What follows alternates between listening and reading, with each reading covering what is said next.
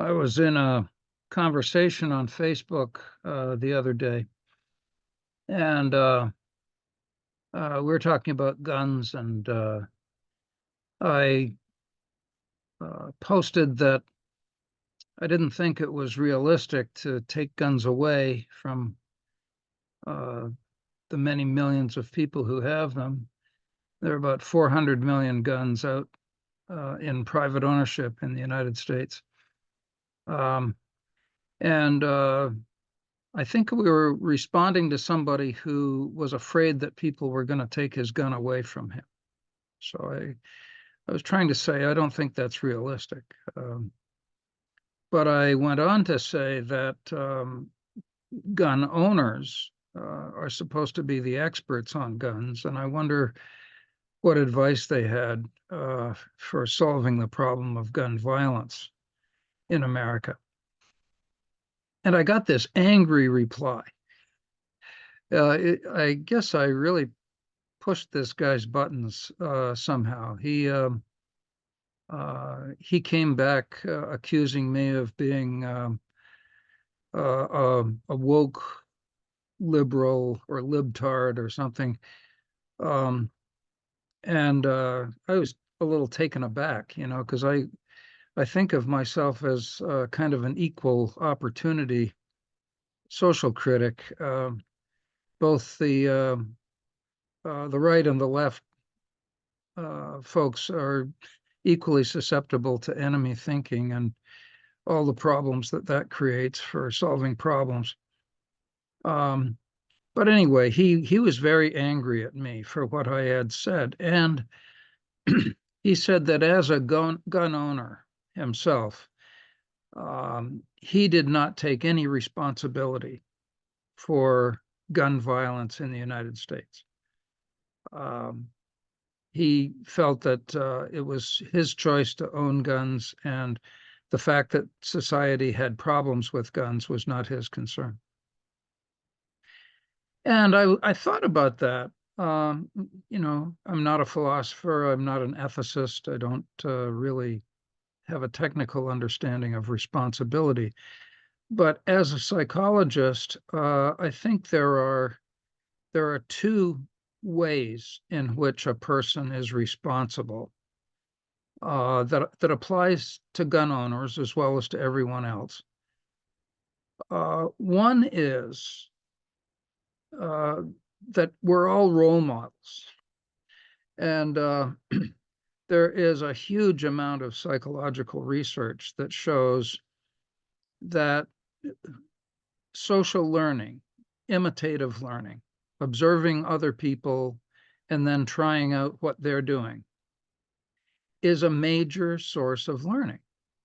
It may be the major source of human learning, observing others and then doing what they do.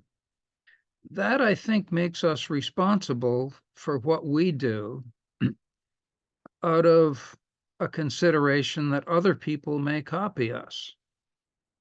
And I think in the world where people think about violence a lot and perhaps get excited by it, they understand things like copycat killings and the kind of cycles of violence that go on.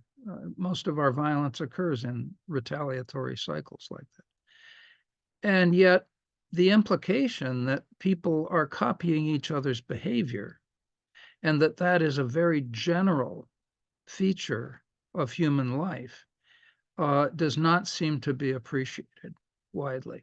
Maybe this is a cognitive shift that will occur in the next generation, and we'll understand ourselves more fully as role models, and we can have that guide our behavior in a different way.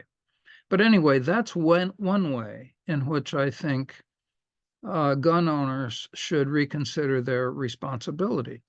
That by owning guns and using them and talking about them in an approving way, they are putting behavior out there that others are likely to copy. People are more likely to copy than to reject. And this is something that we all do all the time. So the copying of role models that we do as a major form of how we come to know the world and how to act in it, that's one source of responsibility. Another is the concept of availability. One of Kahneman and Tversky's great contributions to our understanding was to show that the availability of information distorts and biases our judgments about what is normal, what is likely to happen, and so on. And more generally, when you come to think of it, that's all we have to work with is the information that's available. And if we look around us, we can see lots of people trying desperately to grab our attention and make their information available to us so that that will influence us. The availability of guns in the United States is higher than in any other country by far. And each gun owner is one little piece of that national availability of guns. So that means there are guns in people's closets that a kid might find and use to shoot his schoolmates. And it means that most gun violence that occurs in the United States is probably done in the home. The homes of gun owners are relatively dangerous places compared to the homes of non-gun owners, because the likelihood of gun violence, whether it's accidental or intentional, is higher due to the availability of guns. Now, that Facebook guy who was so angry at me, I was trying to reassure him that I didn't think his gun was going to be taken away from me. I can't really account for all of his anger. I think he was carrying a stereotype in his head, and he attached me to it and then unloaded all of these accusations against me. And I don't mind that. I realize that that stuff happens. But I was not directly accusing him of direct gun violence. What I would suggest to him is that he is responsible as a gun owner in the two ways that I've described. He's a role model, and the fact that he owns guns is one piece of this larger availability problem. There are many kinds of data that suggests that more guns means more violence. And among the people who most advocate guns and probably have the most guns in the United States, that is white males who are middle-aged and up, that's the group that also has the highest suicide rate in the United States. And many of those suicides occur through self-inflicted gun wounds. It's a serious national problem, and we shouldn't run away from it.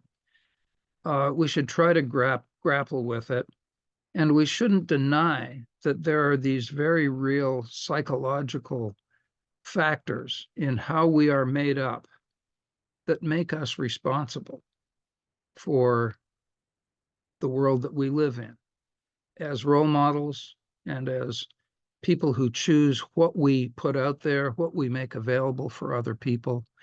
We create the world that we live in.